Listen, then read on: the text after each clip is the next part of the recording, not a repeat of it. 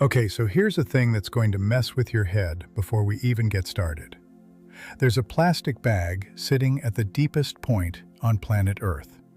7 miles straight down, in a place darker than anything you've ever experienced, colder than your worst winter, under a weight that would flatten a tank. And our garbage got there before any human being ever did. Picture that. We sent a sandwich bag to the bottom of the world before we sent ourselves. That's the Mariana Trench, and I'm telling you right now, it is more alien than the surface of the moon. And if that sentence sounds dramatic, good, because it's literally true. And by the end of this, you're going to understand exactly why. If this kind of stuff hooks you, do yourself a favor and subscribe. We post weird deep dives like this every single week. Hit the bell if you're into it. It genuinely helps us out. So let's set the scene properly, because most people have no idea how deep this thing actually is. You know Mount Everest, right? The tallest mountain on Earth, the thing climbers die trying to reach the top of. 29,032 feet tall. Massive. Now, take that entire mountain, the whole thing, base to summit, and drop it into the Mariana Trench. You'd think it would poke out the top, yeah? Stick out of the water like a victory flag? Nope. The summit of Everest would still be more than a mile underwater. More than a mile. You could stack Everest down there and still have over 5,000 feet of dark, crushing ocean sitting on top of it. That's how deep we're talking. The deepest point has a name. It's called Challenger Deep, named after a British survey ship called HMS Challenger that first sounded these depths back in the 1870s, dropping weighted ropes over the side because that's the technology they had. Challenger Deep sits at roughly 36,000 feet down. Some measurements push it to 36,070 feet. To put a number on it that actually means something to you, that's about 7 miles. If you got in your car and drove 7 miles, that's a quick trip across town, 15 minutes maybe. Now turn that distance and point it straight down into the planet, into pure blackness, and that's where the bottom of the trench waits. The whole trench is located in the western Pacific Ocean, east of the Mariana Islands, which is where it gets its name. It's a crescent-shaped scar in the seafloor, about 1,500 miles long and only around 43 miles wide. It exists because of plate tectonics. One piece of the Earth's crust, the Pacific Plate, is sliding underneath another, the Mariana Plate, in a process called subduction. The Pacific Plate is one of the oldest and densest chunks of crust on the planet, so it dives down hard, and that diving action gouges out this impossibly deep wound in the ocean floor. It's not a hole that got dug, it's a place where the planet itself is being swallowed. And here's the first thing I need you to throw out of your head, because everybody believes it, and everybody is wrong. You probably imagine the deep ocean as this perfectly silent place. Total quiet. The kind of silence that makes your ears ring. A dead, soundless void where nothing moves and nothing makes a noise. Right? That's the image. You'd call me crazy if I told you the deep ocean is actually one of the noisiest places on the entire planet. Well, you're not alone in thinking that. But unfortunately, you are wrong. Let me explain. Water carries sound way, way better than air does, about 4 times faster, and it carries it much, much farther. In air, you shout and your voice dies after a few hundred feet. In the ocean, sound can travel for thousands of miles. And here's the part that's genuinely incredible. The deep ocean has a built-in feature that turns the whole thing into a planetary echo chamber. It's called the Deep Sound Channel, and once you understand it, you'll never think about the ocean the same way again. So here's how it works. Sound bends. When a sound wave moves through water, It bends toward whatever region slows it down. The speed of sound in water depends on temperature, pressure, and a couple of other things. Near the surface, the water's warm. Sound moves fast. As you go deeper, it gets colder. Sound slows down. But then, deeper still, the pressure gets so intense that it actually speeds the sound back up. So you've got this zone, usually somewhere around half a mile to a mile down, where the sound is at its absolute slowest. And because sound bends toward the slow zone from above and from below, any sound that gets into that layer gets trapped. It can't escape upward. It can't escape downward. So it just keeps bouncing along inside this channel like a marble rolling down a pipe. A natural waveguide running through the middle of the ocean. What does that mean in practice? It means a single whale, one whale, can sing a song in this channel, and that song can travel across an entire ocean basin. We're talking the sound crossing thousands of miles of water. A whale off the coast of Bermuda could theoretically be heard by another whale near Ireland. One animal's voice spanning a whole ocean. That's not a void. That's the opposite of a void. That's a planet-sized telephone line running through the dark, and it's been running for millions of years before we ever showed up with our microphones. And speaking of microphones, this is where the story gets genuinely strange. Because during the Cold War, the United States Navy figured out exactly how good the ocean was at carrying sound, and they built a secret system to listen to it. It was called SOSUS, the Sound Surveillance System, a network of underwater microphones, hydrophones is the technical word, planted across the ocean floor. The whole point was to listen for Soviet submarines sneaking through the deep. They wanted to hear enemy engines from across the world, and thanks to the deep sound channel, they actually could. This thing was so secret for so long that most people had no idea the ocean was being listened to at all. But here's the thing about leaving a giant network of ears running at the bottom of the ocean for decades. You don't just hear submarines. You hear everything. You hear the ocean itself. And the ocean, it turns out, makes some sounds that nobody could explain. Which brings us to the most famous mystery sound in the history of the sea. The one you've maybe heard whispered about. The one they called the bloop. Now, the year is 1997. The Cold War's over, and some of these hydrophones have been handed over to scientists at the National Oceanic and Atmospheric Administration, NOAA, to do actual ocean research with. And one day, the system picks up something. A sound. But not just any sound. This was an ultra-low frequency noise, so deep it was below the range of human hearing, and so unbelievably powerful that it got picked up by separate microphones that were more than 3,000 miles apart. Let that sink in. The same sound, detected by sensors thousands of kilometers from each other. Whatever made it was loud on a scale that almost doesn't compute. And here's the crazy part. When the scientists sped the recording up and listened to it, it had this rising, watery, bubbling quality. It sounded, for lack of a better word, organic. It sounded alive. It had the shape of a sound that a living thing would make, a kind of swooping, rising call.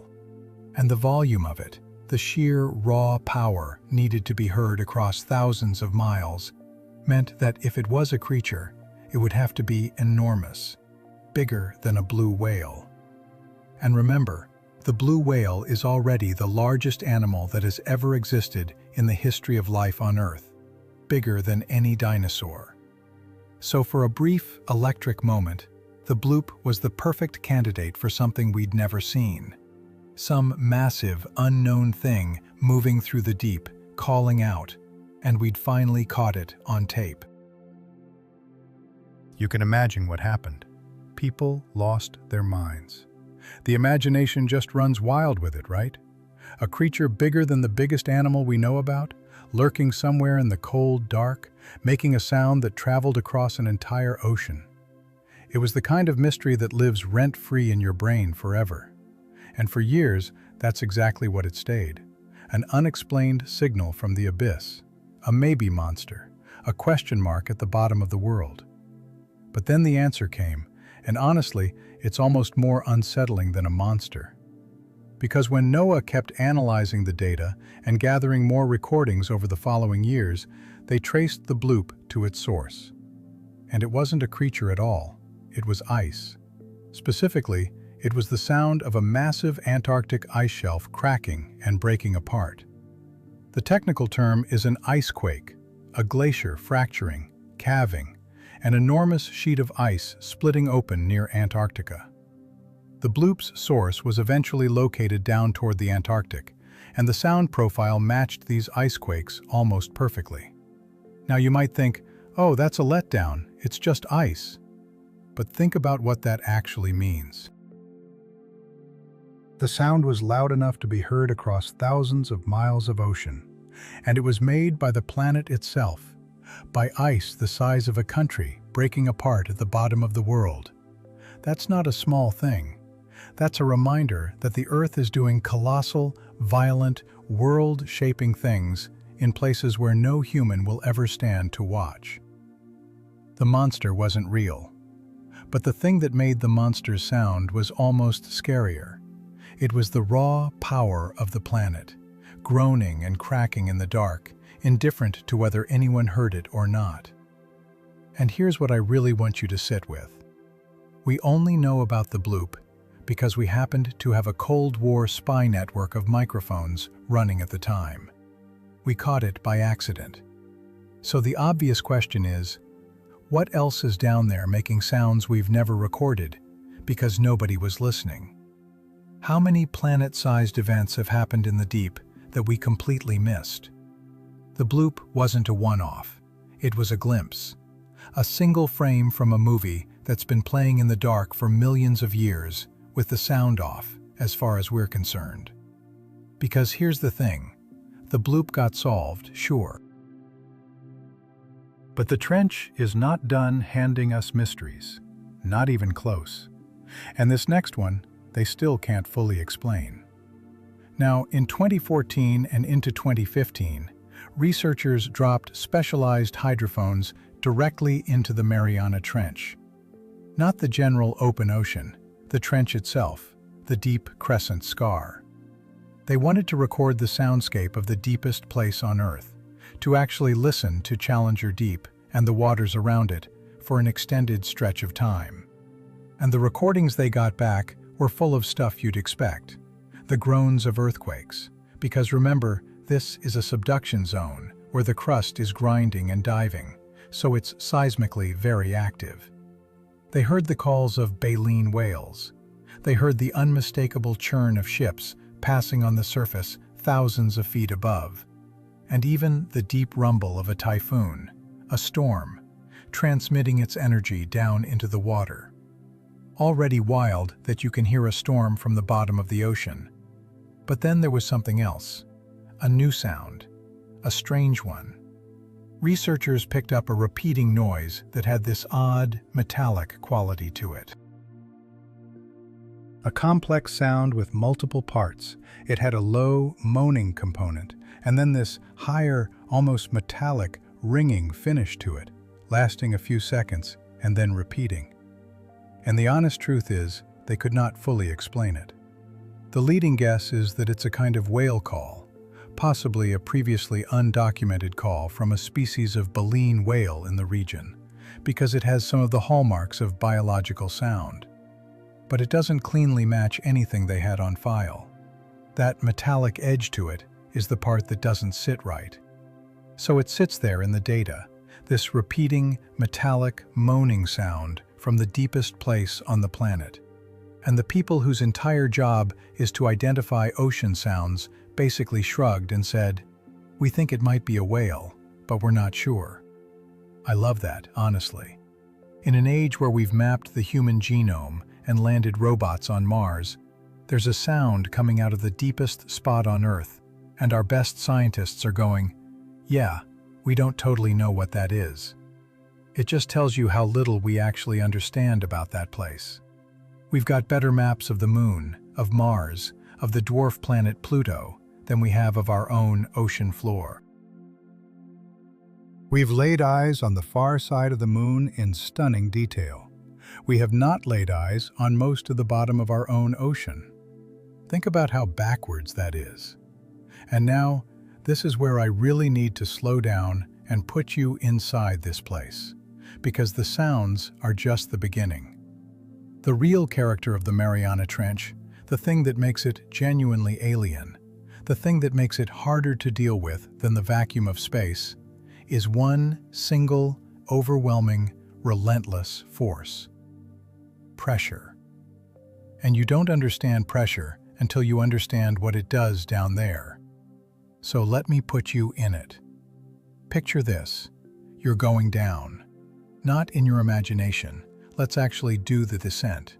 Because the way the world changes as you sink is a story all by itself.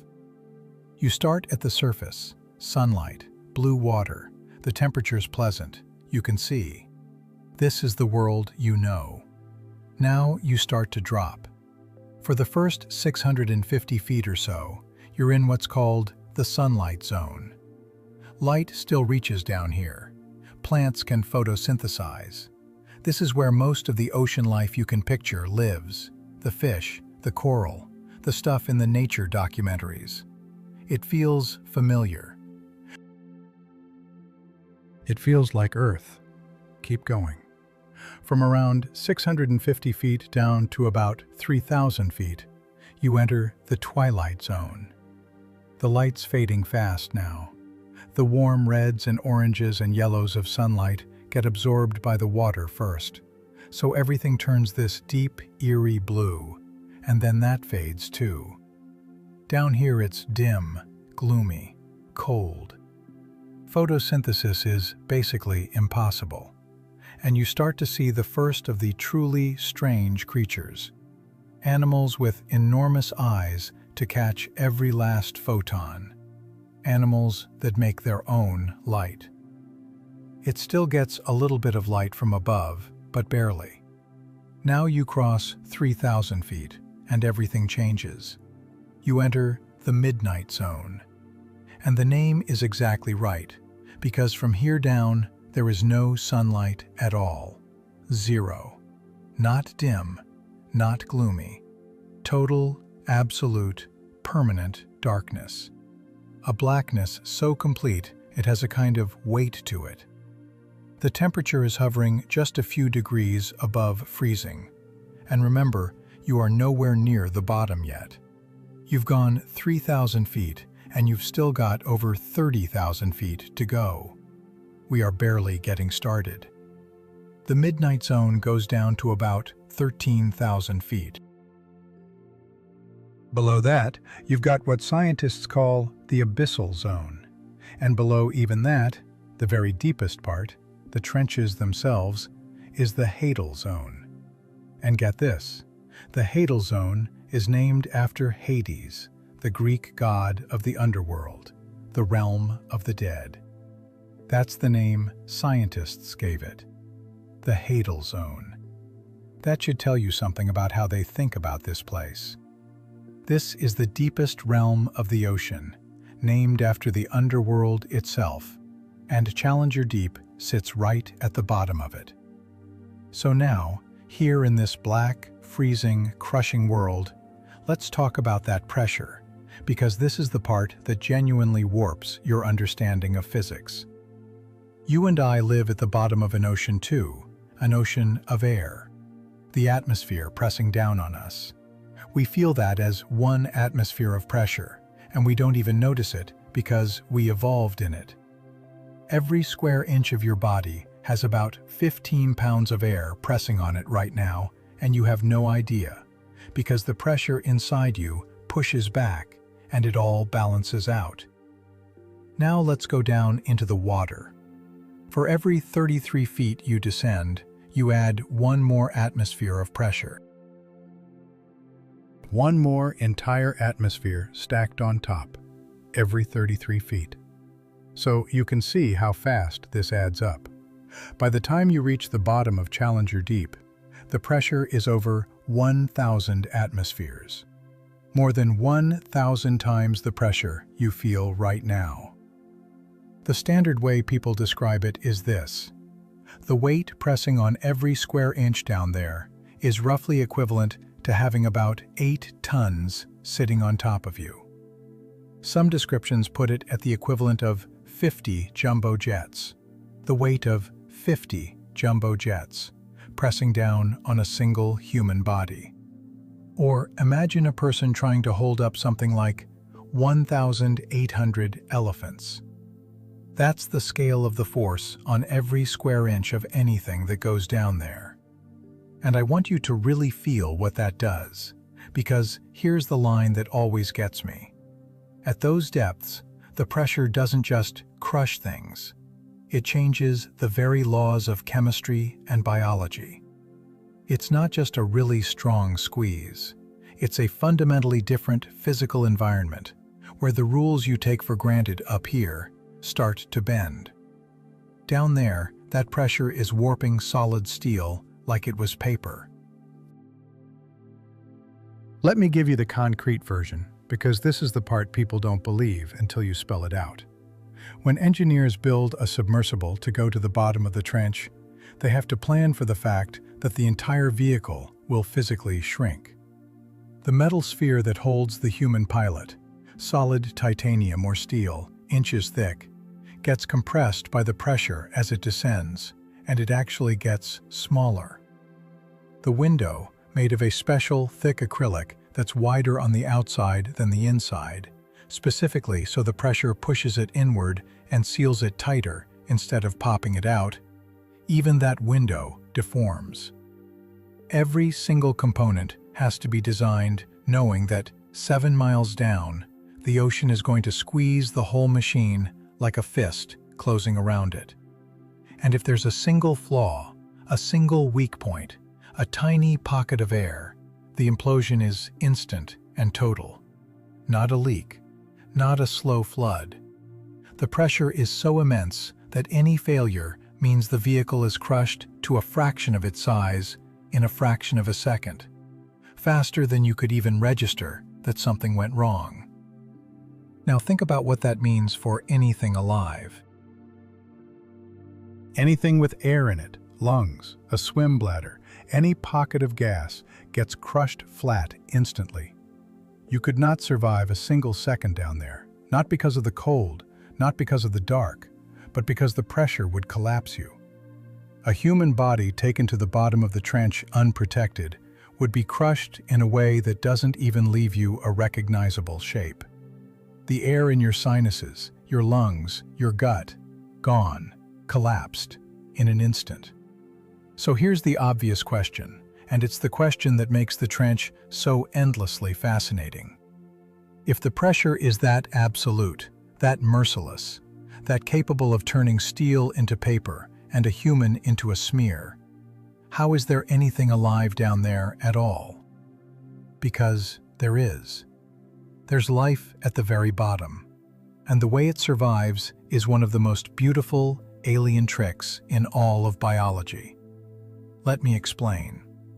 The answer is that the creatures of the deep solve the pressure problem by refusing to fight it. Up here, we resist pressure. Our bodies hold a shape.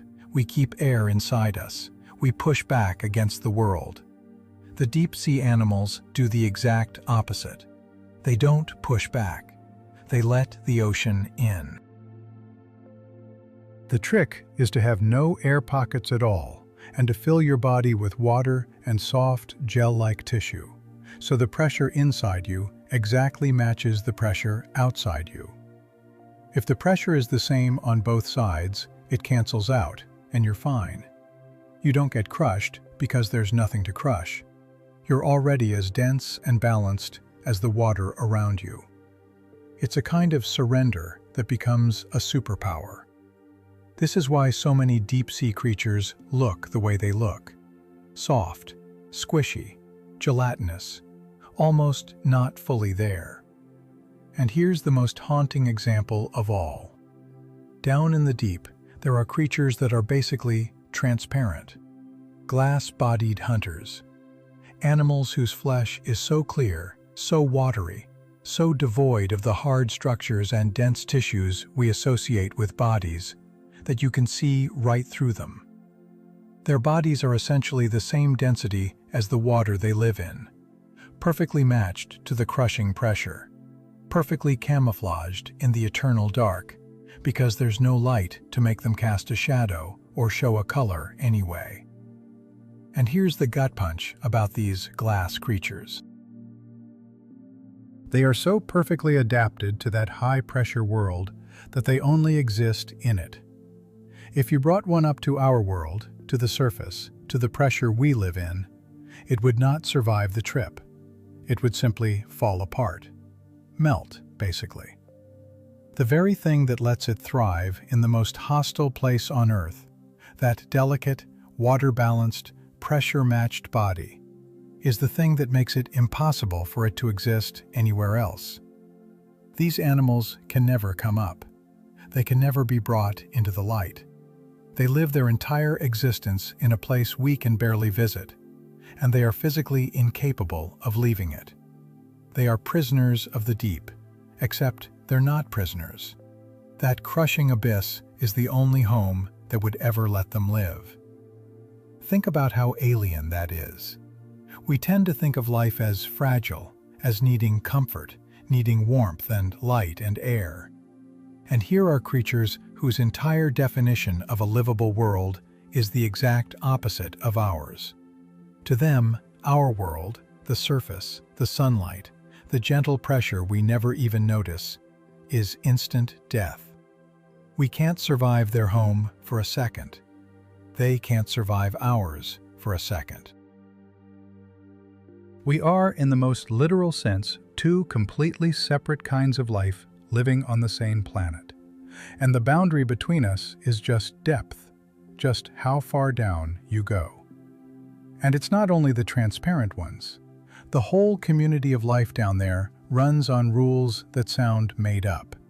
Because remember, no sunlight means no photosynthesis, which means the entire food chain we know up here, the one that starts with plants soaking up the sun, simply does not exist down there. So what do they eat?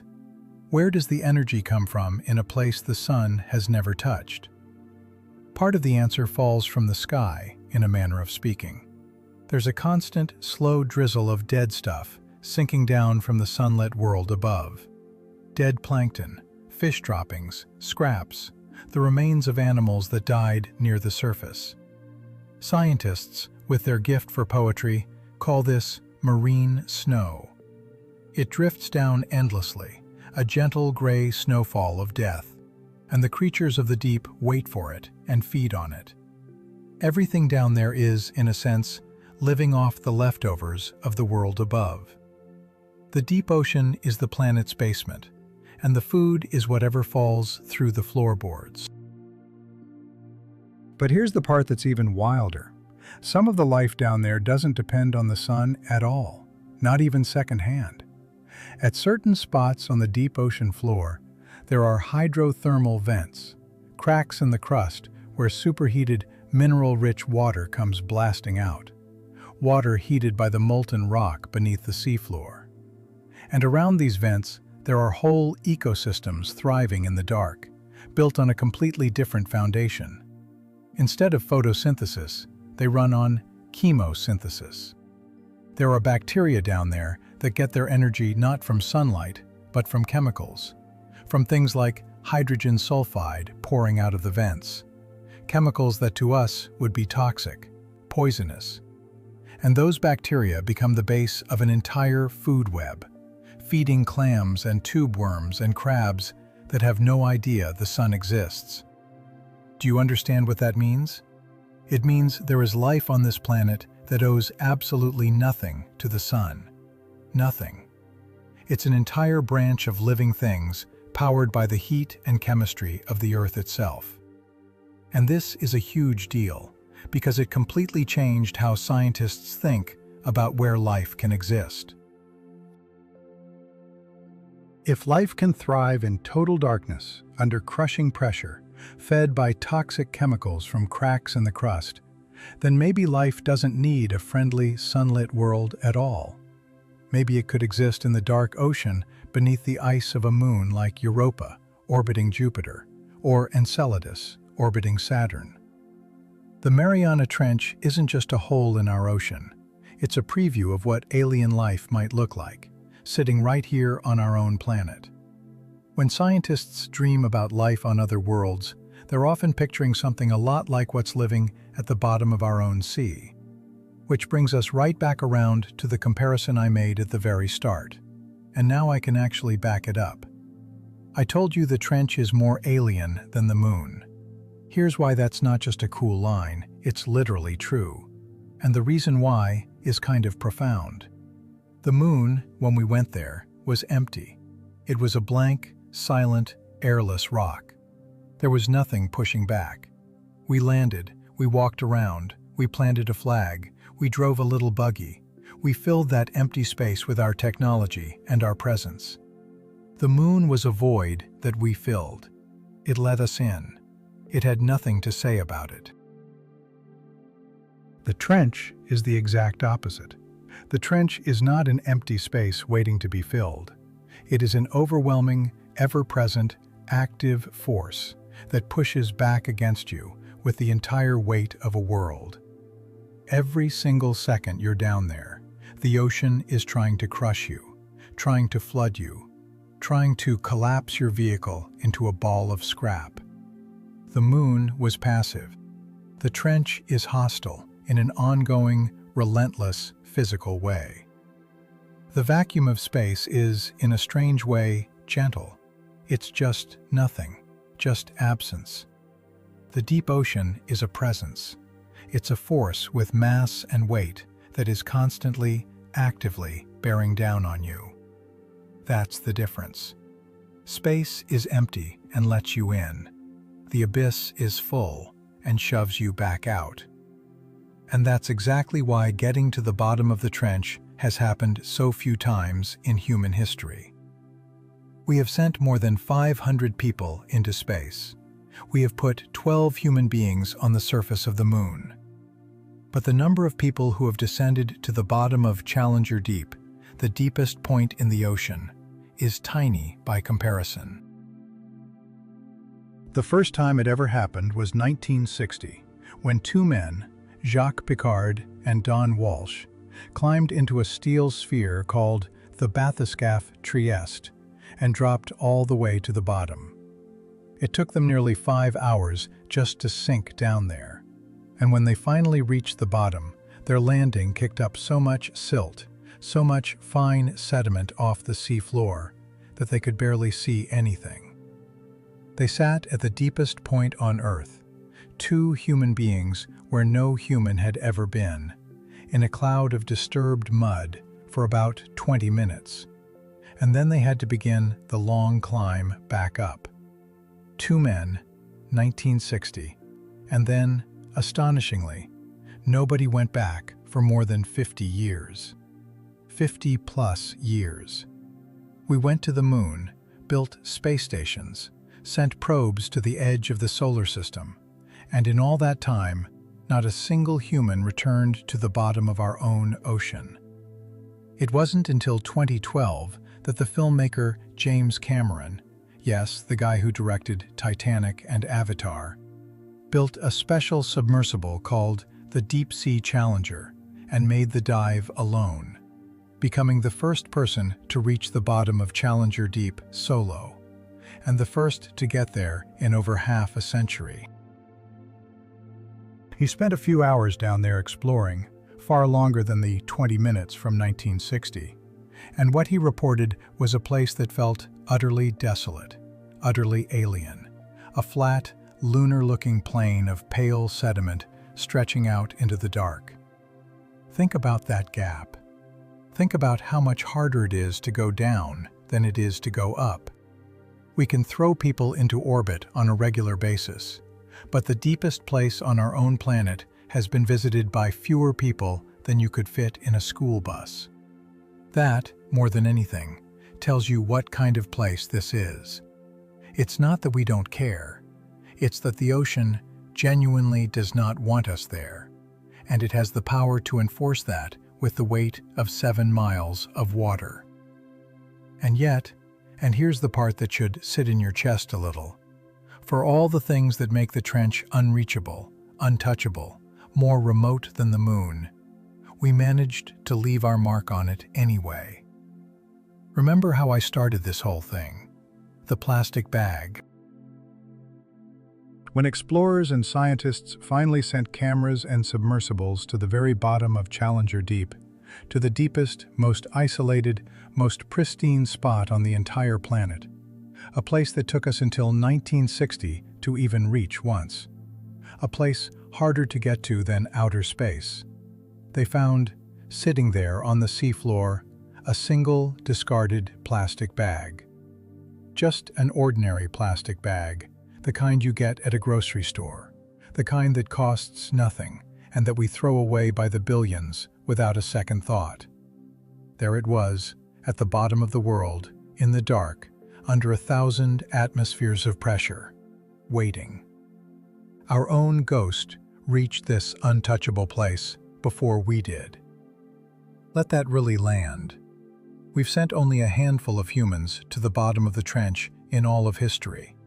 But our garbage, that got there in numbers. Studies that have cataloged debris in the deep ocean have found that plastic is the most common type of trash down there, and a huge portion of it is exactly that: single-use plastic, bags and wrappers and bottles, the disposable junk of everyday life. It drifts and sinks and settles, and because the deep ocean is the lowest point on Earth, everything eventually finds its way down. The trench is the bottom of the bottom. It's where the planet's gutters drain. And so the most remote place on the surface of the Earth, the one spot you'd think human hands could never dirty, is already collecting our litter. It doesn't stop at bags you can see either. Scientists have gone down and sampled the tiny animals living at the very bottom of the trench, little shrimp-like creatures called amphipods, scavengers that scuttle around in the deepest sediment, animals that have never in their lives been anywhere near a human or a city or a factory. And when researchers studied these creatures from the Hadal Zone, from depths of several miles down, they found man-made chemical pollutants inside their bodies. Toxic industrial chemicals, the kind that were banned decades ago, sitting inside the tissue of animals at the bottom of the deepest trench on Earth. The contamination levels in some of these deep-sea creatures were found to be comparable to, in some cases even higher than, animals living in heavily polluted coastal waters near major cities. The deepest, most remote ecosystem on the planet is carrying our pollution in its very flesh. And that, right there, is the real horror of the Mariana Trench. It's not the monster sounds, it's not the crushing pressure, it's not the glass creatures or the darkness. It's this. We built a place in our minds where the world was still untouched, still wild, still ours to discover. The deepest ocean was supposed to be the last truly clean place, the one frontier we hadn't gotten our fingerprints on. And it turns out, we beat ourselves there. Our trash arrived before our bodies. Our chemicals soaked into animals that have never seen the sun, let alone a human being. We reached down into the deepest, darkest, most hostile place on Earth, a place that fights us every inch of the way, a place that has killed almost everyone who tried to reach it, a place more alien than another world. And the thing we left behind wasn't a flag or a footprint or a triumph of exploration. It was a grocery bag, which just goes to show how far the reach of what we do actually goes. You toss a bag, it blows off a truck, it washes down a storm drain, it rides the rivers to the sea, and over years and decades it sinks and sinks and sinks, through the sunlight zone, through the twilight zone, into the midnight zone, down past where Everest would disappear, into the Hadal Zone, named after the underworld, and it settles on the floor of Challenger Deep, in the deepest point on planet Earth, to wait there in the cold and the black for who knows how long. Because plastic doesn't break down the way you'd hope, it just persists. Down there, in the cold and the dark and the pressure, with no sunlight to degrade it, that bag could last for an unimaginably long time. Long after the person who threw it away is gone. Long after we're all gone, maybe. And here's the thought I can't shake, the one I want to leave you turning over in your head as we keep going. The Mariana Trench is the closest thing to an alien world that exists on our own planet. It's got the darkness of deep space, the pressure that bends physics, creatures made of glass that would die in our light, sounds we still can't explain, life that runs on chemistry instead of the sun, a whole hidden ecosystem that might be our best clue to what lives on the moons of other planets. It is, by every meaningful measure, another world hiding underneath ours. And we found a way to pollute it before we even finished exploring it. That's the trench. A planet-sized echo chamber where a whale's song crosses an ocean and a cracking ice shelf sounds like a monster. A place where a metallic moan repeats in the dark, and the world's best scientists can only shrug. A column of water so heavy it crushes steel into nothing, and so deep the underworld's name felt appropriate. A home for the most alien life on Earth, life that surrendered its body to the pressure and turned to glass to survive. And the bottom of all of it, the deepest point on the entire planet, already decorated with our garbage. The deeper you look, the more unsettling it gets. And believe me, we are only just getting started. Because there's more down there, there's a lot more, and it gets stranger from here. So we left off with that plastic bag sitting at the bottom of the world, our ghost waiting in the dark. And I told you, it gets stranger from here. It does. Because now we're going to go meet the things that actually live down there. And I promise you, your imagination has not prepared you for what evolution cooked up in a world with no sun, no warmth, and no rules you'd recognize. Let me put you back in the water for a second so you remember where we are. You're in the midnight zone, that permanent blackness 3,000 feet down and deeper, and you've got your submersible's lights on. That's the only light that has existed in this part of the ocean for, well, ever. Nothing down here has ever seen the sun, and when your beam sweeps across the water, things move at the edge of it. Things that have spent millions of years evolving in conditions so extreme that they came out looking like nightmares somebody designed on purpose. Let me introduce you to a few of them. Let's start with the one everybody half remembers from a cartoon or a documentary, the anglerfish. Now, you think you know this fish, right? The ugly one with the little glowing lure dangling off its head. But here's what people don't realize, and it is genuinely one of the most disturbing facts in all of biology. So let me explain. When you picture an anglerfish, that big, terrifying mouth full of fangs with the glowing fishing rod over its head, you are picturing a female. Only the females look like that. Only the females are the monsters. And here's where it gets dark. The males are tiny, pathetically tiny, sometimes a fraction of the size of the female, the difference between a basketball and a marble. And the male anglerfish has exactly one job in his entire life, one purpose for existing, and it is to find a female before he starves to death in the endless dark. Now think about how hard that is. The deep ocean is enormous and empty and pitch black. Finding another fish down there is like finding one specific person in a country-sized dark room where everyone's invisible. So when a male finally, against all odds, finds a female, he is not going to let go. Ever. He bites onto her body. And here's the crazy part. He doesn't just hold on. His mouth fuses to her skin. Their tissues merge. Their bloodstreams connect and become one. His eyes, which he doesn't need anymore, degrade and disappear. His internal organs, the ones he doesn't need anymore, dissolve away. He literally melts into her, until he is nothing but a little lump of tissue hanging off her side, a permanent source of sperm whenever she needs to reproduce. He gives up being a separate creature entirely. He becomes a part of her body. A female anglerfish can have several of these fused males stuck to her at once, a collection of her former suitors who all dissolve themselves into her flesh. That's not science fiction. That's a real animal living right now in the deep ocean. And it tells you something profound about that world down there, where food is so scarce and partners are so impossibly rare. Evolution will take any solution, no matter how grotesque it looks to us, as long as it works. The deep doesn't care about elegance. It cares about surviving.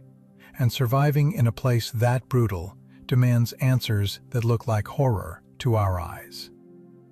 And speaking of that glowing lure on the anglerfish, let's talk about the light.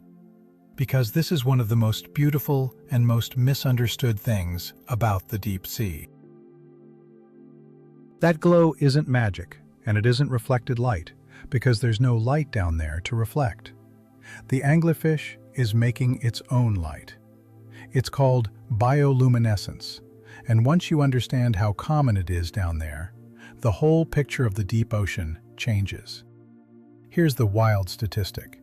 In the deep sea, the ability to produce your own light isn't rare or special. It's the norm.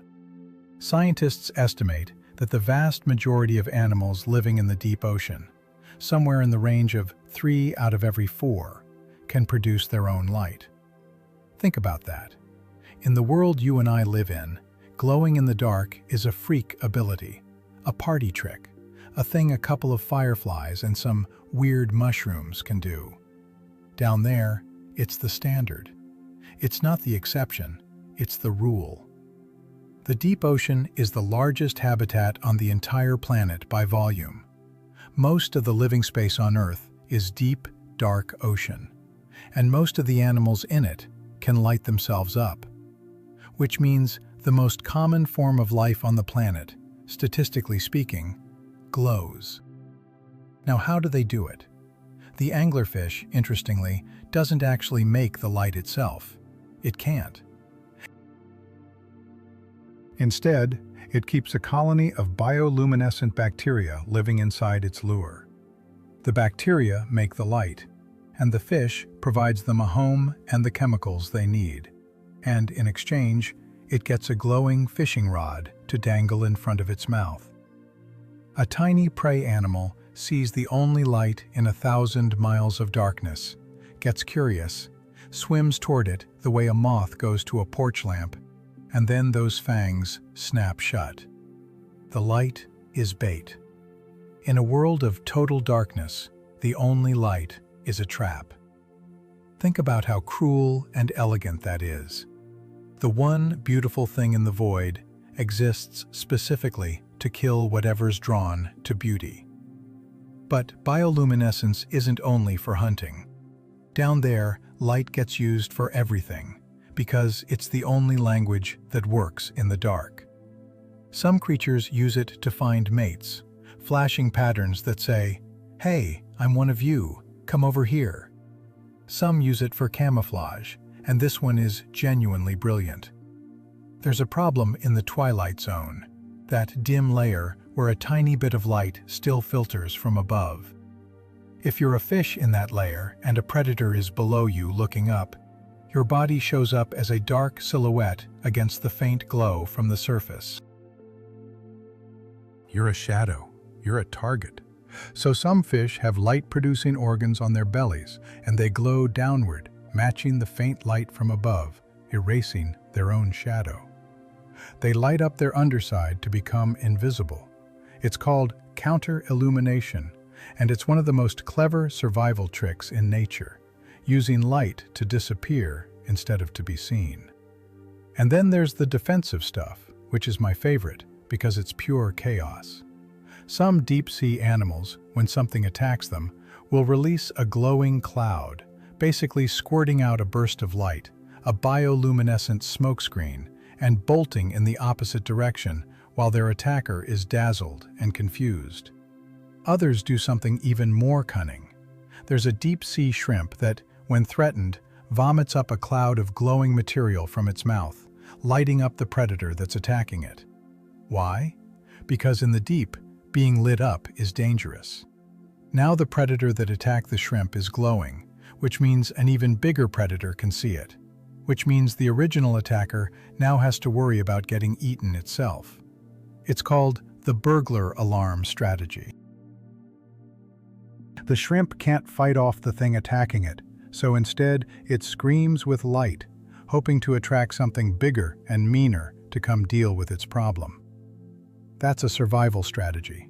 Set off the alarm, paint a target on your enemy, and slip away in the confusion. Do you see what kind of world this is yet? It's not a quiet, dead place. It's a battlefield of light and darkness, where every flash means something, where light is bait and camouflage, and a weapon and a cry for help all at once, where the only illumination that has ever existed is being used by everything to trick, hunt, hide, and survive. We think of the deep ocean as black and empty. It's actually full of tiny, living fireworks, going off constantly. An entire, silent conversation in light, happening in a place no human eye was ever meant to see. And now, let me show you what some of these creatures actually look like. Because the shapes evolution produced down here are genuinely from another planet. Picture this.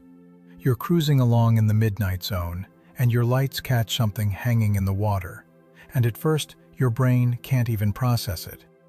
It's a fish, technically, but its head is transparent. See-through. A dome of clear flesh on top of its skull, and inside that clear dome you can see two glowing green orbs. Those are its eyes. The barrel-eye fish.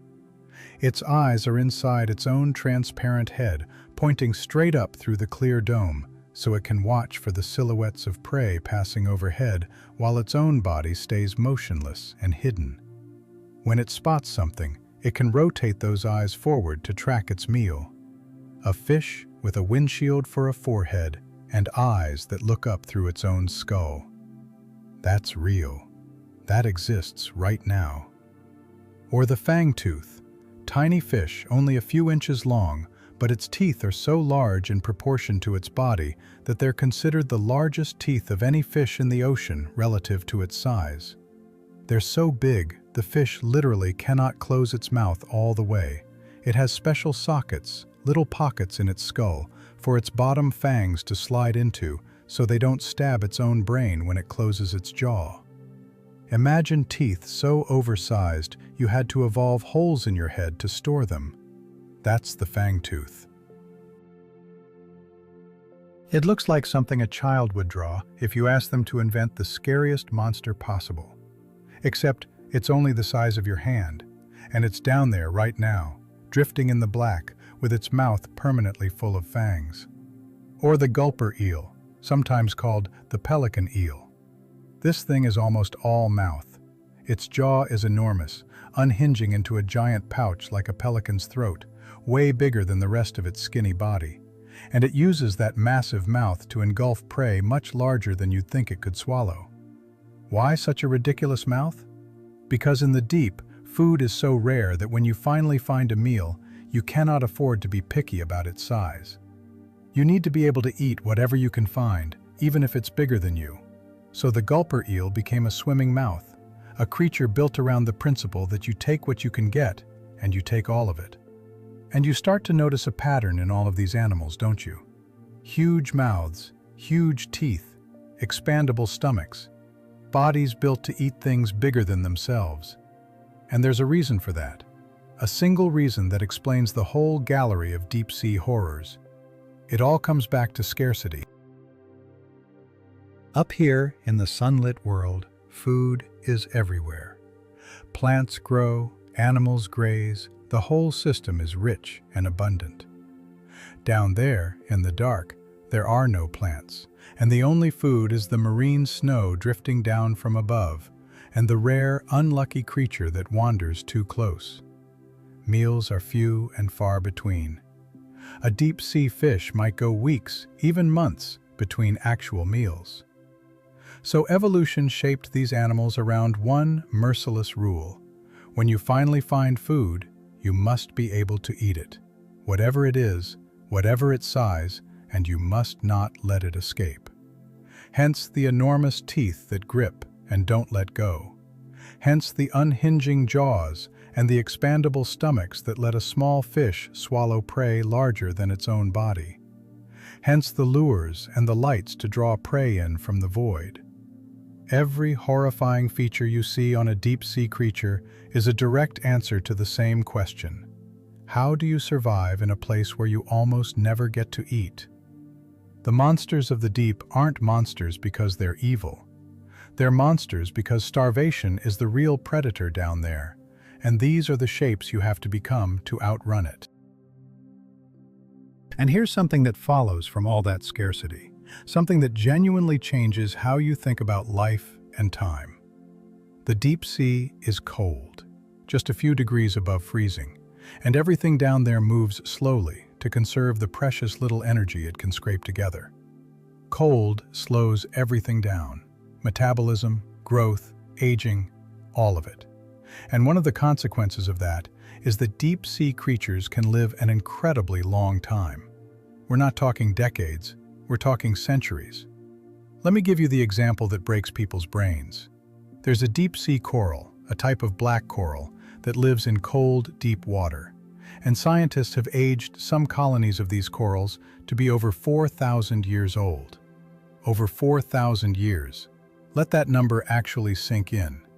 There are living things on the deep ocean floor that were already alive, already growing, when the pyramids of Egypt were brand new.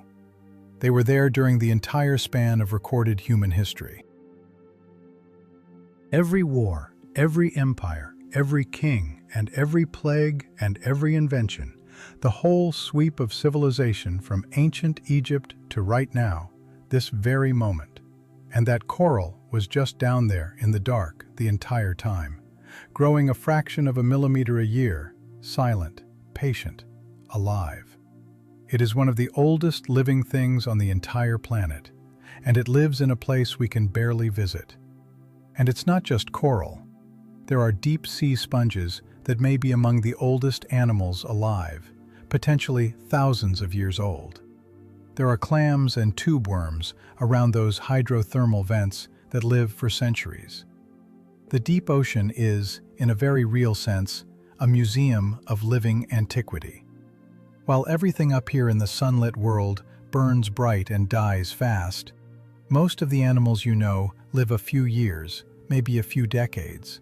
The deep is a slow world, a patient world, where life stretches out across timescales that make a human lifespan look like a flicker. We think of ourselves as the long-lived, civilization-building species. There's a coral down there that has been alive through all of it and isn't impressed. Now let me take you somewhere specific, because I've been talking about the deep ocean in general, but I want to bring you back to the trench itself, to one of the strangest places within it. Remember those hydrothermal vents I mentioned? The cracks where superheated water blasts out of the crust? In the Mariana region, there's something even weirder than your standard vent. There's a place where the chemistry of the water gets so extreme, it almost stops making sense. Picture this. There's an underwater mud volcano in the Mariana area, a giant feature on the seafloor where material from deep within the earth, from way down in the subduction zone, gets pushed up and bubbles out onto the ocean floor. And the fluid coming out of it is incredibly alkaline, the opposite of acidic, with a chemistry so unusual that scientists got extremely interested, because it might resemble the conditions where life first began on Earth billions of years ago. Around these vents and seeps, you get bacteria and microbes living off the raw chemistry of the planet. And some scientists think places like this are the closest thing we have to a window into how the very first living things on Earth might have gotten started. Not in a warm, sunny pond, but in the dark, around chemical-spewing cracks at the bottom of the sea. Think about what that means. The origin of all life on this planet. You, me, every animal, every plant, every microbe, might trace back to conditions a lot like what's still happening, right now, at the bottom of the ocean. The deep sea isn't just a strange corner of the world. It might be the cradle, the place it all started. And it's still down there, still cooking, still hosting microbes that live the way the first life lived, in the dark, fed by chemistry, indifferent to the sun that the rest of us depend on completely. And here's where it loops back to that idea I keep coming back to, that the trench is our best preview of alien life. Because when scientists study these chemical-fed, sunless, high-pressure ecosystems, they're not just learning about Earth.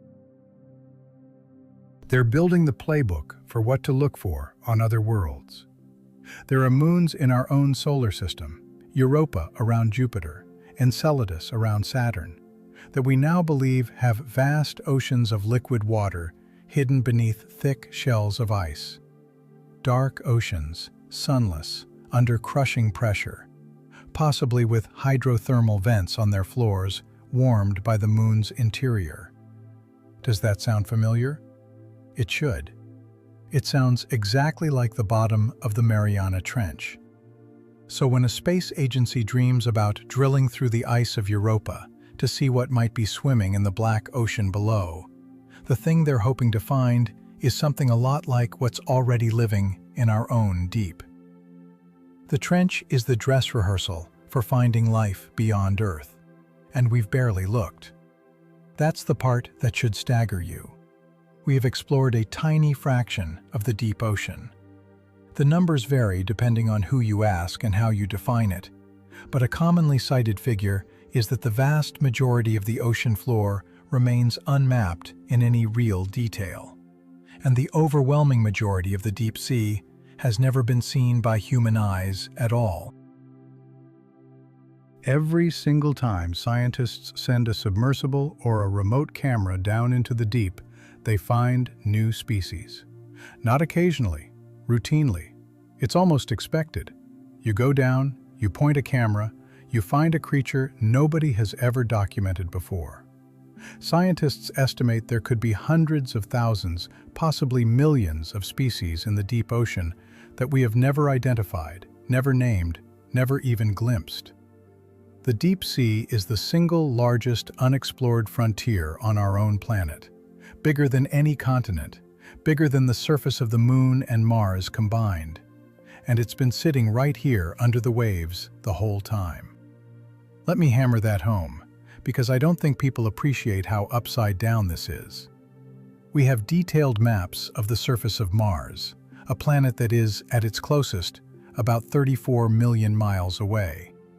We have mapped the surface of the Moon down to features the size of a coffee table. We have photographed the surface of Venus through its clouds with radar.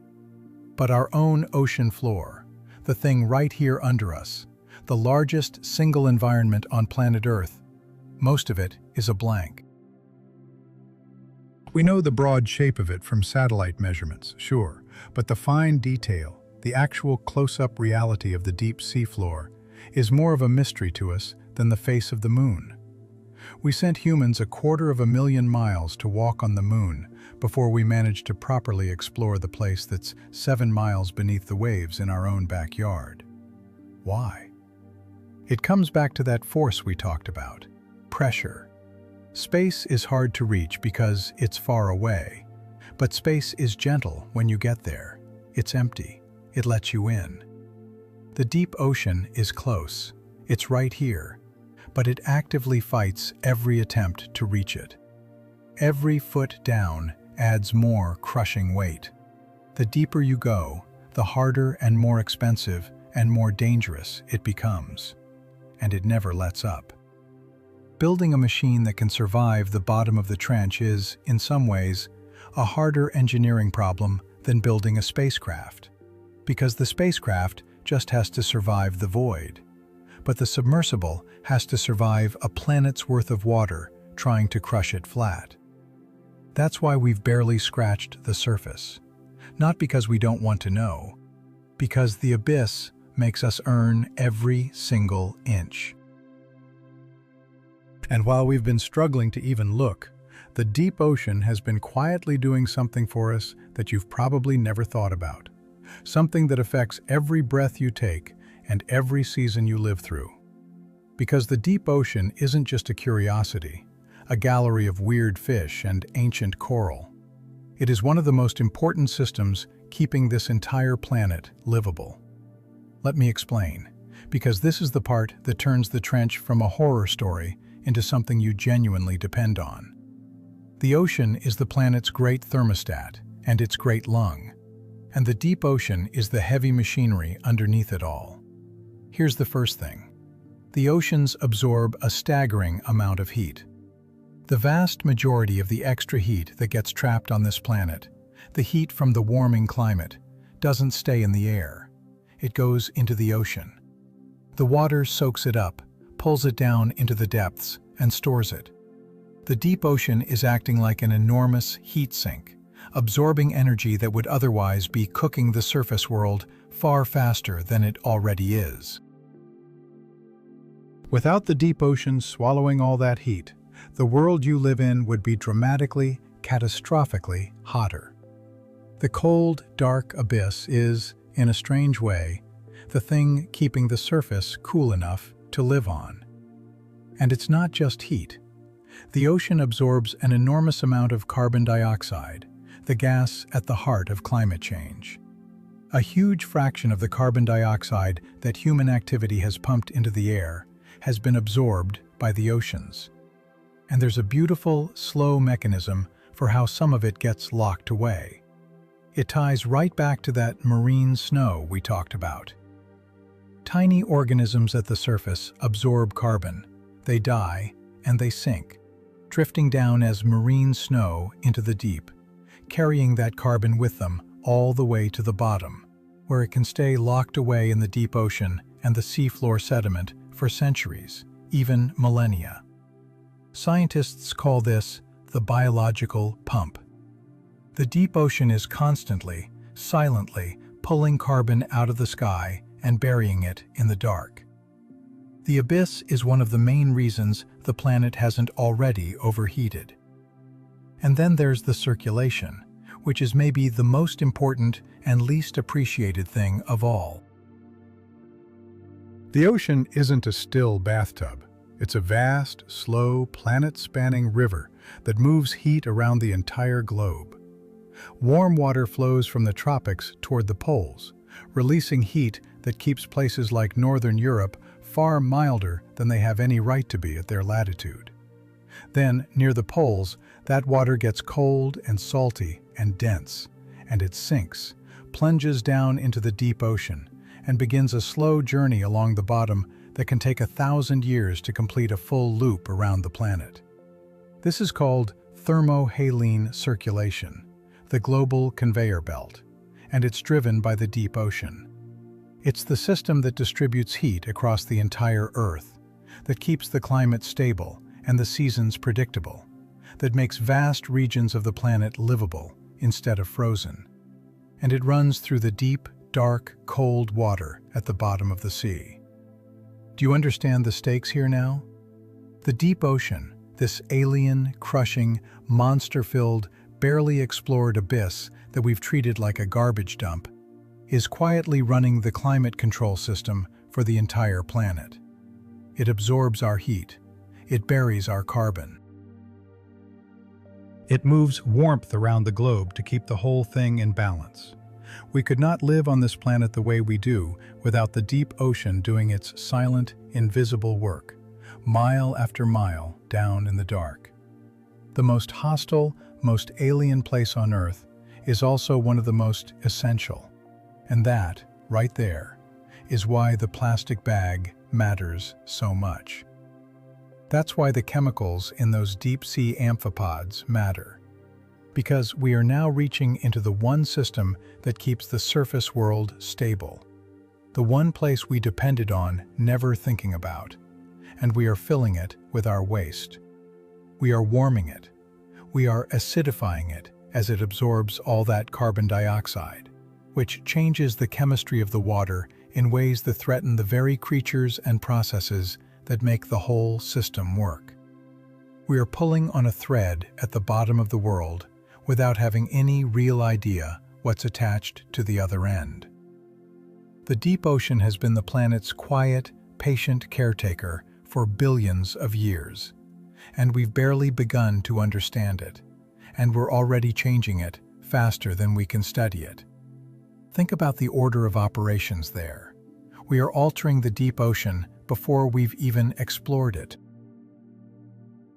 We're changing a system we don't understand in a place we've barely seen that we depend on for our survival. It's like setting fire to a library before anyone's read the books. And the books happen to contain the instructions for keeping the building standing. That's not a comfortable thought, but it's the honest one, and the trench, more than anywhere else on Earth, forces you to face it. Now, I don't want to leave you only in the dark of all that, because the deep ocean isn't just a warning. It's also one of the most genuinely wondrous places that exists. And the more we learn about it, the more astonishing it gets.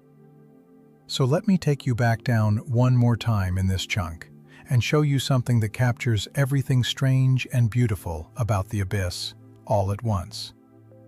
Picture this: a remote camera drifting along near the bottom in the deep Pacific. Lights sweeping through water that has never known sunlight. And out of the black comes something that looks like it cannot possibly be real. A jellyfish-like creature, but glowing, pulsing with rings of light, trailing tentacles like a living chandelier hanging in the void. Or a siphonophore, and this one will mess with you. A siphonophore looks like a single, long, glowing, string-like creature drifting through the deep. Some of them growing longer than a blue whale, longer than any animal you've ever heard of, stretching out over 100 feet through the water. But here's the thing, it's not one animal, it's a colony. A siphonophore is made up of thousands of tiny individual organisms, all clones, all connected, each one specialized for a different job.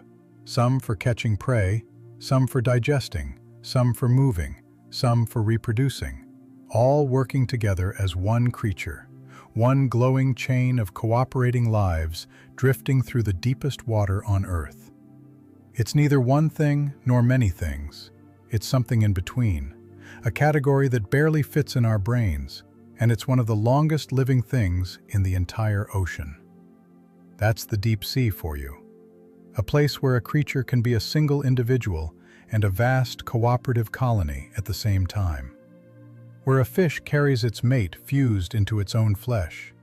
Where most animals glow, where coral lives for 4,000 years, where the chemistry might mirror the origin of all life, and the conditions might mirror the oceans of distant moons. A place that crushes steel, swallows our heat, buries our carbon, runs our climate, hides millions of unknown species, and was already collecting our garbage before we ever arrived. More alien than the moon. I keep saying it, and the deeper we go, the more obviously true it becomes. The moon is a dead, dry rock we visited and left. The trench is a living, crushing, glowing, ancient, essential world that we can barely reach and barely understand, sitting right here beneath the waves the whole time, full of life that owes nothing to the sun, keeping the surface world alive while we toss our bags into its depths. And we're still not at the bottom of this story, not even close. Because there's a question we haven't really answered yet, a question that hangs over everything we've talked about. If the trench is so hostile, so crushing, so impossible to reach, why are we suddenly so interested in going down there? What is it that's pulling people, governments, companies, machines into the deepest place on Earth right now, in our lifetimes, after 50 years of barely looking? The answer is going to take us into the next part of this story, and it's about more than curiosity. It's about what's down there, what it's worth, and who's racing to get it. And once you understand that, the plastic bag at the bottom of the world is going to look less like a sad accident and more like a warning of what's coming. Stick with me, because it gets bigger from here. So I left you with a question hanging in the dark. If the trench is this hostile, this crushing, this impossible to reach, why are we suddenly so desperate to go down there? And the answer is the oldest answer in human history. It's because there's treasure at the bottom. Not gold, not pirate chests, something far more valuable to the modern world. And the race to grab it is already on. Let me explain, because this is where the story stops being about wonder and starts being about money, power, and a fight most people have never even heard of. Picture this. You're standing on a plain at the bottom of the deep ocean. Not the very deepest part of the trench, but the broad, flat, abyssal plains that stretch across huge portions of the sea floor, miles down, in that permanent cold and dark. And scattered across this plain, as far as any camera can see, are little black lumps. They look like potatoes. Like rocks. Like nothing special at all. Millions and millions of them, just sitting on the mud, spread out across an area bigger than entire countries. And those unremarkable little lumps are the reason governments and corporations are suddenly very, very interested in the deep sea. They're called polymetallic nodules. And here's the crazy part. They are basically batteries waiting on the sea floor. Let me tell you what's inside them, because it's almost absurd. These nodules are packed with metals: manganese, nickel, cobalt, copper, and traces of other valuable elements. And here's why that matters right now, in our lifetime, more than it ever has before. Those are exactly the metals you need to build batteries. The batteries in your phone, the battery in an electric car, the giant battery banks that store power from solar panels and wind farms. The entire green energy transition, the whole global push to move away from fossil fuels, runs on these metals. Cobalt and nickel especially are in massive demand and increasingly hard to get on land. And here's the part that makes people's eyes light up with dollar signs. These nodules took millions of years to form, growing layer by layer around a tiny core, a shark's tooth or a fragment of bone, accumulating metal so slowly that a single nodule might grow a few millimeters over 1,000,000 years. They are the slowest formed treasure on Earth, and they're just lying there on the sea floor, unguarded, waiting to be scooped up. Do you see the setup here? The deepest, most alien, least explored place on the planet turns out to be carpeted with exactly the resource the modern world is starving for. And so, a new kind of gold rush has begun. Companies have spent years and enormous amounts of money developing the technology to go down miles into the ocean and harvest these nodules at industrial scale. We're talking about giant machines, the size of buildings, designed to crawl along the seafloor or to suck nodules up off the bottom and pipe them all the way up to ships waiting on the surface. Deep sea mining. It's not science fiction. The machines exist. The companies are real. The race is happening right now. And here's where it gets genuinely tense, because this isn't just a story about technology. It's a story about a place that legally belongs to no one and everyone at the same time.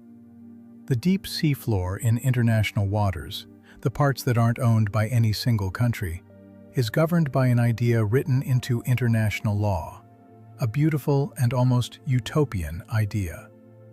The deep sea and its resources were declared the common heritage of mankind. That phrase, the common heritage of mankind, means The riches down there aren't supposed to belong to whoever gets there first with the biggest machine. They're supposed to belong to all of humanity, to be managed for the benefit of everyone, including countries that don't have the technology to reach the deep themselves. It's one of the most idealistic principles in all of international law. To manage all this, there's an organization called the International Seabed Authority, based in Jamaica, set up specifically to regulate what happens on the deep ocean floor in international waters. They're the gatekeepers. They issue the contracts that let companies explore the seabed, and they're responsible for writing the rules that would eventually allow actual mining to begin. A rule book often called the Mining Code. And for years, the whole world has been waiting on that rule book, because the moment it's finished, the moment the rules are set, large-scale commercial mining of the deep ocean could begin in earnest. The starting gun is essentially sitting there, half-loaded. Now here's the conflict, and it's a real one. On one side, you've got the argument that we need these metals, and we need them badly. The world wants to ditch fossil fuels and switch to electric cars and renewable energy. And that transition requires staggering amounts of cobalt and nickel and copper. Mining them on land has its own ugly problems: environmental destruction, and in some cases, terrible human costs, including dangerous and exploitative mining conditions for the people who dig them up. So the pitch from the deep-sea mining industry is seductive. They say, look, the seafloor is dark and barren and basically empty. There's nobody living down there in any meaningful sense. So why not get our metals from the bottom of the ocean instead of tearing up the land and exploiting people? Get the metals we need for a green future from a place where, they claim, almost nothing will be harmed. And on the other side, you've got the scientists. And the scientists are, frankly, alarmed.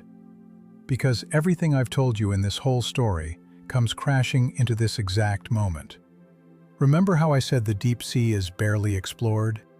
Remember how I said every time we send a camera down, we find new species we've never seen before? Remember how I said there could be hundreds of thousands, even millions, of unknown creatures down there? Well, here's the gut punch. Those abyssal plains covered in nodules, the exact places the mining companies want to scrape, are not empty. They're not barren wastelands. They are home to entire ecosystems that we have only just started to discover. And many of the creatures living there live on the nodules themselves. The nodules aren't just rocks. They're the foundation of life down there. Let me make this concrete, because it's the heart of the whole problem. In one of the most heavily targeted mining regions, a vast area of the Pacific seafloor, scientists went down to survey what actually lives there before the mining starts. And what they found stunned them. In a single study of that region, researchers estimated that the overwhelming majority of the species they found, something like 90% of them, were completely new to science. New, unknown, never described, never named, never seen by human eyes before. Think about what that means. We are preparing to send giant machines to scrape an environment where 90% of the inhabitants are species we didn't even know existed until we looked. We're about to bulldoze a world we haven't finished discovering. We could drive creatures extinct before we ever learned they were there at all. Species that took millions of years of evolution to produce, gone, in the time it takes a machine to crawl across the sea floor. And we'd never even have a name for what we lost. And here's why it's worse than it sounds. Why this isn't like clearing a forest that might grow back. The deep sea is the slowest world on Earth. Remember the coral that lives 4,000 years?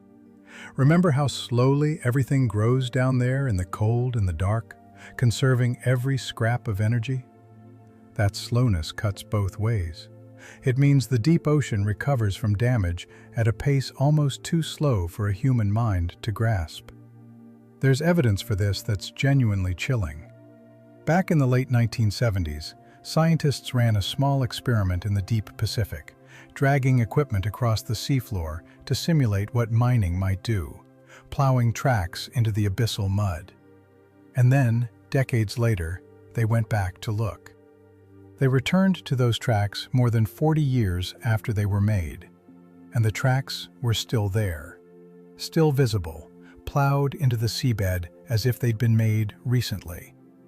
And the life that had been scraped away in those tracks had barely returned. 40+ years, and the wound had hardly healed. Let that sit with you. A scrape in the deep seafloor can last for decades, maybe centuries, because down there, nothing grows back fast. The sediment that gets disturbed took millions of years to settle into place. The animals that live there reproduce slowly, grow slowly, recolonize slowly, if they come back at all. So when the mining companies say the damage will be limited, the scientists point at those 40-year-old tracks and say, "You don't understand what you're dealing with. This isn't a field you can replant. It's a world that, once damaged, may simply stay damaged for longer than human civilization has existed.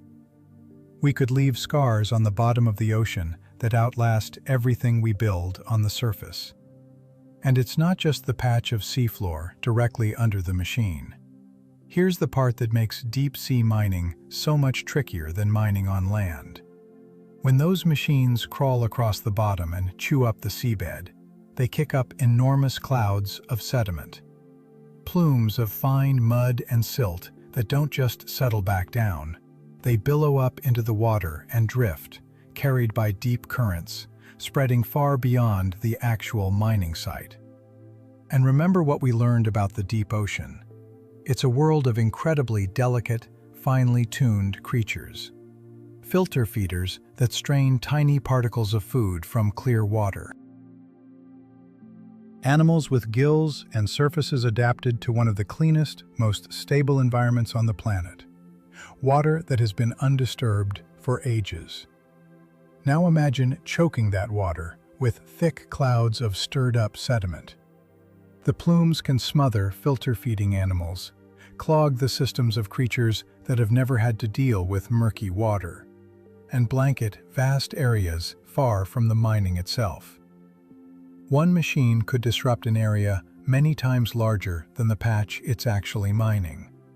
The damage doesn't stay put. It spreads through the water like ink through a glass, into places the machines never even touched. And then there's the noise. Remember how we started this whole story? The deep ocean is one of the noisiest places on Earth. A planet-sized echo chamber where sound travels for thousands of miles. Now picture industrial machines the size of buildings, grinding away on the seafloor 24 hours a day. Ships running on the surface. Pumps and pipes and engines roaring continuously. All of that noise pours into the deep sound channel and spreads across the ocean.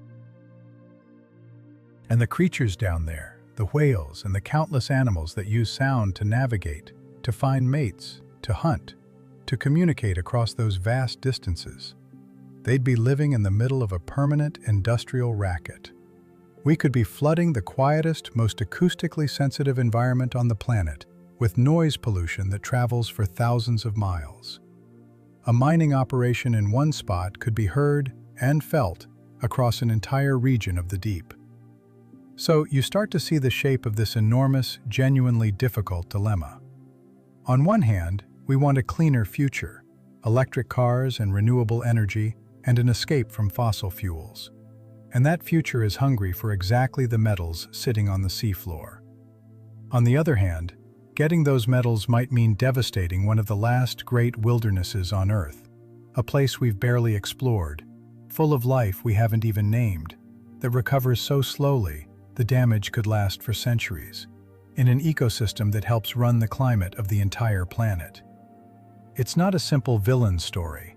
It's a real, agonizing trade-off, and reasonable people are genuinely torn about it. The push for green energy and the push to protect the deep ocean.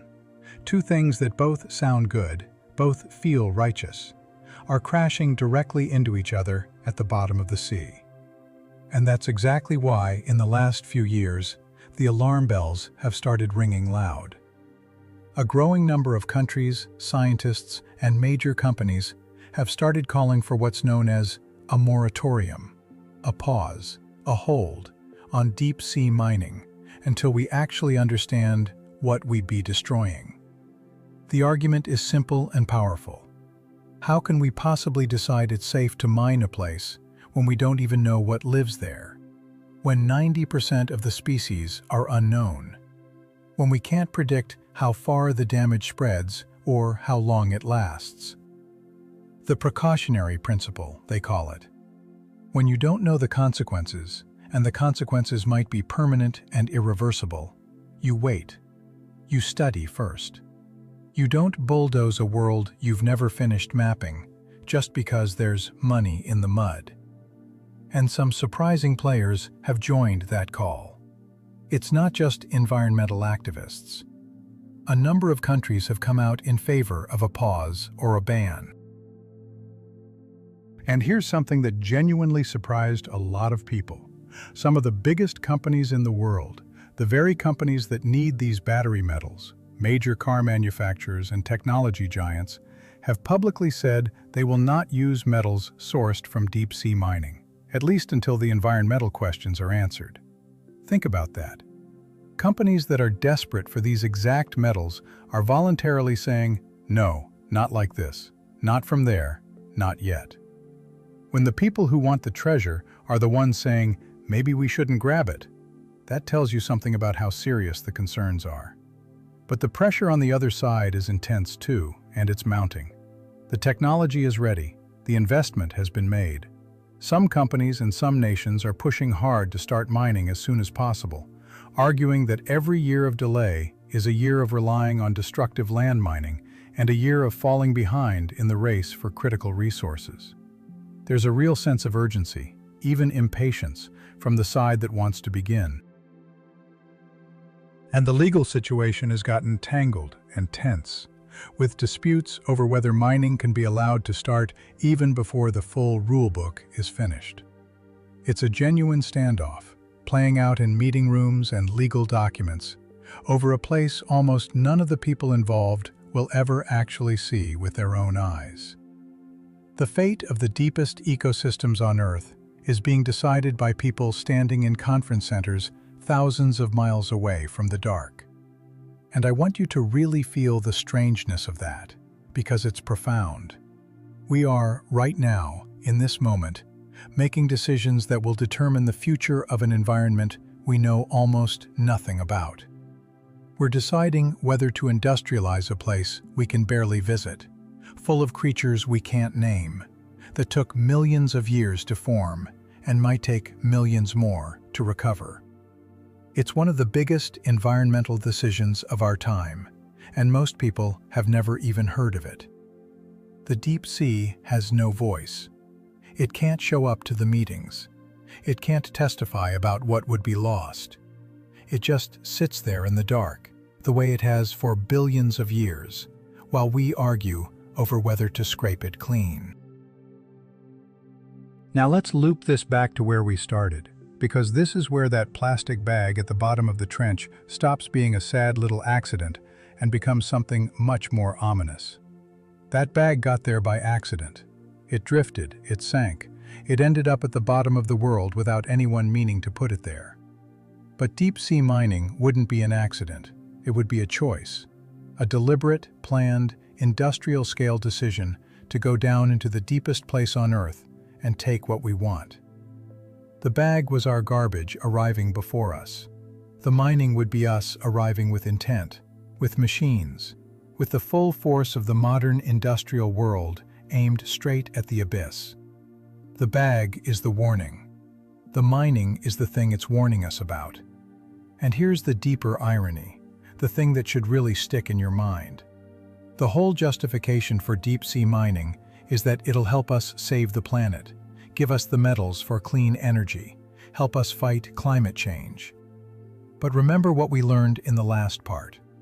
The deep ocean is one of the main systems that regulates the climate in the first place. It absorbs our heat. It buries our carbon through that slow rain of marine snow. It runs the global conveyor belt that keeps the whole climate stable. So we'd be tearing up one of the planet's most important climate-regulating systems in the name of fighting climate change. We'd be wounding the patient to cure the disease. Disturbing the seafloor on a massive scale could even release some of the carbon that's been locked away in those deep sediments for ages. Carbon that's been safely buried, stirred back up into the system. There's a real possibility that mining the deep to save the climate could end up hurting the climate. That's the kind of knot we're tangled in. The solution and the problem might be the same place. And none of this is happening in some distant future. This is the decade. The machines have been tested. The contracts have been signed for exploration across vast swaths of the seafloor. The rulebook is being fought over right now. The first large-scale commercial mining operations could begin in the very near future, possibly within just a few years. We are standing at the exact moment of decision, the hinge point, where humanity chooses whether the deep ocean becomes the next frontier we strip mine, or the one great wilderness we finally decide to leave alone long enough to understand. And the wild thing is, hardly anyone knows this choice is being made. It's one of the most consequential environmental decisions in human history, and it's happening almost entirely out of public view, in the dark, fittingly enough, just like the place it concerns. Let me bring you back down to the seafloor one more time, to drive home what's actually at stake. Because numbers and laws and politics can make you forget that this is about real, living creatures. Picture this. Down on that abyssal plain, on one of those black potato-shaped nodules, there sits a small, ghostly white octopus. Pale, almost translucent, with big dark eyes curled around the nodule. And this isn't just an octopus resting on a rock. Scientists discovered that certain deep-sea octopuses lay their eggs on these nodules and the dead sponge stalks that grow on them.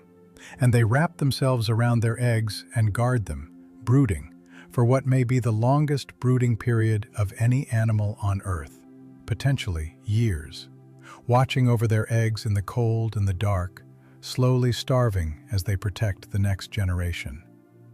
The nodule isn't just a lump of metal. For that octopus, it's the only solid surface for miles, the only place to lay her eggs, the cradle for her young. People nicknamed one of these pale deep-sea octopuses Casper, after the friendly ghost, because of its ghostly white appearance. And the nodules that Casper depends on to raise its young are the exact same nodules the machines want to scoop up and haul to the surface. So when the mining industry says the seafloor is empty, that there's nothing down there worth worrying about, I want you to remember Casper. A ghost white octopus, miles down in the black, wrapped around her eggs on a rock that took millions of years to form, guarding her young for years in the cold, sitting on the exact thing we want to come and take. That's not empty. That's a nursery, and we're deciding whether to bulldoze it for batteries. The deep ocean has spent billions of years building this slow, fragile, ancient, almost unimaginably alien world, full of life that owes nothing to the sun, that recovers from harm slower than civilizations rise and fall, that quietly keeps our climate in balance. And in the span of a single human generation, we've gone from barely being able to reach it to being ready to industrialize it. We sent our garbage down before our bodies. Now we're getting ready to send our machines. The question is whether we'll send our wisdom too, or whether the deepest place on Earth becomes just another thing we used up before we understood it. And there's one more layer to all of this. One more piece of the story that ties the whole thing together and makes it personal. Because so far, it might still feel far away, the deep ocean, mysterious creatures, machines in international waters, all of it happening somewhere out there. But it's not out there. It's already inside you. The plastic that reached the bottom of the trench, the chemicals in those amphipods miles down, that same pollution has come all the way back around to us, into our food, into our bodies, into our blood. The deepest place on Earth and your own dinner plate turn out to be connected by an invisible thread. And once you see how that thread is tied, you can never look at the ocean or at yourself quite the same way again. That's where this story goes next, and it's the part that hits closest to home. Stick with me. So I told you the deepest place on Earth and your dinner plate are connected by an invisible thread. And now I'm going to show you exactly how that thread is tied. Because this is the part of the story that stops being about a faraway abyss and starts being about you. Literally, you. The blood in your veins, the salt on your fries, the next breath you take. Let me explain, because once you see this, you can't unsee it. Let's go back to that plastic bag at the bottom of the trench, and those amphipods, the little shrimp-like scavengers miles down with industrial chemicals in their bodies. I told you that story to show how far our pollution reaches. But here's the part I held back, the part that makes it personal. That plastic bag at the bottom of Challenger Deep, it doesn't just sit there forever in one piece. Down in the cold and the dark, slowly, over years and decades, it breaks apart. Not into nothing. Plastic basically never disappears, but into smaller and smaller pieces. Tiny fragments. We call them microplastics, and the really small ones, nanoplastics. Specks of plastic so small you can't see them. So small they float and drift and get into everything. And here's the crazy part. Scientists have gone looking for these microplastics in the deep ocean, and what they found is genuinely disturbing. The deep sea floor, those same trenches, that same Hadal zone named after the underworld, turns out to be one of the biggest collecting grounds for microplastics on the entire planet. The deep is acting like a sink, a drain, a final resting place where all the plastic the world has ever produced eventually gathers. Researchers have found microplastics in the sediment at the very bottom of the deepest trenches, in concentrations far higher than people expected. They found them inside the bodies of those deep-sea amphipods at the bottom of the Mariana Trench itself. Animals living in the single most remote location on Earth, a place harder to reach than space, and they've got plastic in their guts. There is now, as far as scientists can tell, nowhere left in the ocean that is free of our plastic. Not the deepest trench, not the most isolated water. Nowhere. Now here's how that thread ties back to you, and you need to follow this chain because it's the whole point. Those microplastics down in the deep don't just stay down there. The ocean is a connected system, remember. Currents, the conveyor belt, the constant churn of water moving around the planet. And plastic is in the water at every level, from the surface where it floats in those enormous garbage patches, all the way down to the bottom. The tiny creatures eat the tiny plastic, mistaking it for food. The small fish eat the tiny creatures. The bigger fish eat the small fish.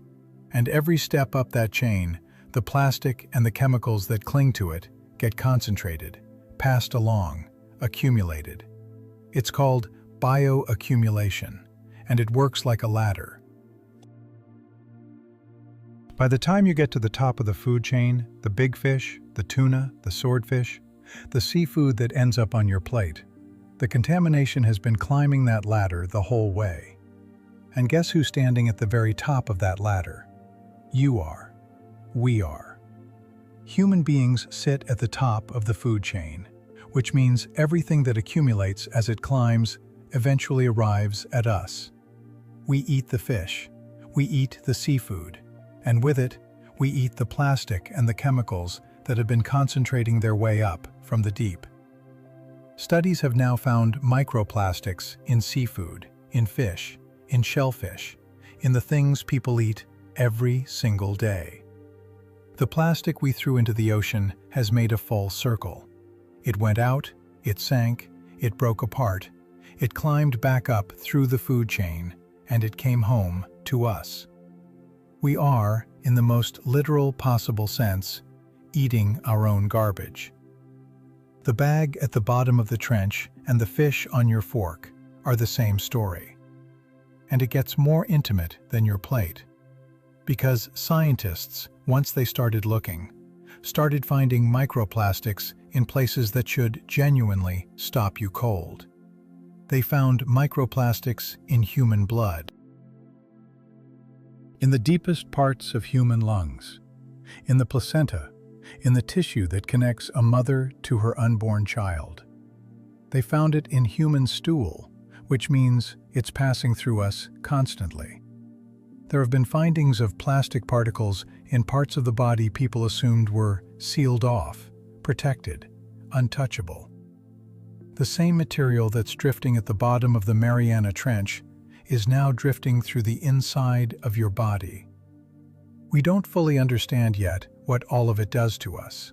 The science is still racing to catch up. But the fact that it's there at all, in our blood, in our lungs, in the bodies of newborns, is one of the most unsettling things modern science has uncovered. The pollution we sent to the most remote place on Earth has ended up in the most intimate place imaginable, inside us. And this is the thing I really want you to understand, the idea that ties this entire story together from the very first sentence. We started this whole journey thinking of the deep ocean as the ultimate somewhere else, the most distant, alien, separate place on the planet. A place more foreign than the moon, where glass creatures live and steel gets crushed like paper and sounds echo that we can't explain. We thought of it as a world apart, sealed off from us, untouchable. And the entire point, the lesson that keeps hitting harder the deeper you look, is that there is no somewhere else. There never was. The deepest trench is connected to the surface. The surface is connected to the food chain. The food chain is connected to your body. The bag you throw away connects to the amphipod at the bottom of the world, connects to the fish on your plate, connects to the blood in your veins. It's all one system, one ocean, one planet, one loop, and you're inside it, and you always have been. That's the real secret of the Mariana Trench. Not the monsters, not the pressure, not even the mystery. The real secret is that the most remote place on Earth turned out to be intimately, unavoidably connected to all of us. And we found that out the hard way, by polluting it, and then finding our pollution come back home in our own bodies. We reached out to touch the most untouchable place on the planet, and it turns out we were touching ourselves the whole time. Now, I don't want to leave you only in despair, because that's not actually the full picture, and it's not the right note to end on. Because the same connection that carried our pollution down into the deep and back up into our blood, that connection also means the deep ocean is worth fighting for. And that fight is genuinely winnable. Let me explain why there's real hope here, because there is. First, remember how much we still don't know. I told you that the overwhelming majority of the deep ocean has never been explored, that we find new species almost every time we look, that there could be millions of creatures down there we've never named. That sounds sad when you frame it as ignorance, but flip it around. It means the deep ocean is still mostly intact, still mostly wild, still mostly undamaged. Unlike the rainforests we've burned, or the rivers we've dammed, or the plains we've paved, the deep sea is, for the most part, still there, still functioning, still doing its ancient work. We caught this one early. We have not yet ruined it. The plastic is a warning, not a death sentence. The mining hasn't started at scale yet. The door to protecting this place is still open, and that is not true of most of the wild places left on Earth. With the deep ocean, we have something rare and precious, a chance to make the right choice before the damage is done, instead of trying to clean up a catastrophe after the fact. And people are actually making that choice. Remember those calls for a pause on deep-sea mining? That movement is growing, not shrinking. More countries keep adding their voices to the demand for a moratorium until we understand what we'd be destroying. Scientists are racing to map and document the deep before anyone gets to scrape it, sending down cameras and submersibles and cataloging creatures so that, at the very least, if we do disturb this world, we'll know what was there. There's a whole global effort underway to map the entire ocean floor in detail, to finally fill in that blank we've left for so long. We are, slowly, starting to treat the deep ocean as a place that matters, instead of just a dark void to dump things in and dig things out of. The awareness itself is new, and it's spreading, and you're part of that right now, just by understanding it. And here's something genuinely hopeful about the plastic problem specifically. Once scientists started finding plastic everywhere, even at the bottom of the trench, even in our own blood, it became impossible to ignore. That knowledge is power. Countries around the world have started banning single-use plastics, the bags, the straws, the throwaway junk that ends up in the sea. There's an enormous international effort underway to create a global treaty to deal with plastic pollution, to turn off the tap, to stop the flood at the source instead of trying to scoop it back out of the ocean one piece at a time. And that matters, because here's the thing about that bag at the bottom of the trench. It didn't have to go there. Every piece of plastic in the ocean was put there by us, which means every piece of plastic is something we have the power to prevent. The problem is entirely human-made, and that's actually the good news, because anything we made, we can choose to stop making. The deep ocean didn't create this mess. We did. And that means we're the ones who can fix it. So let me take you down one last time. One final descent to leave you with the right image. Picture this. You're sinking through the layers again, the sunlight zone, the blue fading to black, the twilight zone, the midnight zone, down past where Everest would vanish, into the Hadal zone, the underworld, the deepest dark. And this time, instead of seeing only the threats, see the whole impossible miracle of it. The barrel-eye fish watching the world through its transparent skull. The anglerfish dangling its one point of light in an ocean of dark. The siphonophore stretching longer than a whale, 1,000 tiny lives glowing as one. The black coral that was already 4,000 years old when the pyramids were young. Casper the ghost octopus, curled around her eggs on a rock that took 1,000,000 years to form, guarding her young for years in the cold and the patient dark. The hydrothermal vents where life itself may have first begun, still bubbling away, still feeding creatures that owe nothing to the sun. The deep sound channel, carrying a single whale's song across an entire ocean. The whole vast, alien, living machine that absorbs our heat and buries our carbon, and moves warmth around the planet to keep the surface world livable. All of that is down there right now, in the dark, as you listen to this. It's not a story from the past or a fantasy from a movie. It's happening this second, miles beneath the waves, the largest and least understood wilderness on Earth, more alien than the moon, and more essential than almost anything we've ever discovered.